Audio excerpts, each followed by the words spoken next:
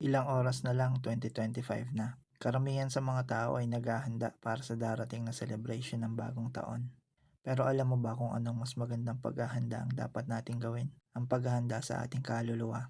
Anumang oras maaari tayong mamatay at sabi ng Bible, itinakda sa tao na mamatay minsan at ang kasunod ay ang paghuhukom.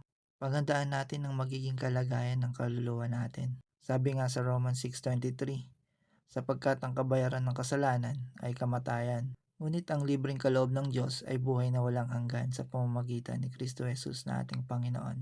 Walang taong matuwid, lahat tayo ay makasalanan. At ang penalty ng kasalanan ay hindi lang physical death kundi eternal separation from God sa impyerno.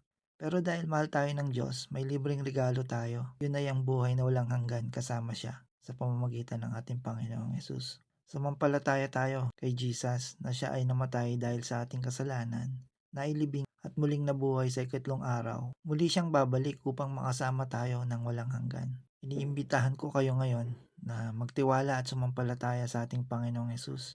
Tanggapin ang libreng regalo na buhay na walang hanggan na masigit pa sa kahit anong regalong natanggap natin ngayong nagdaang Pasko at sa sasapit na bagong taon. Pagpalain kayo ng Diyos.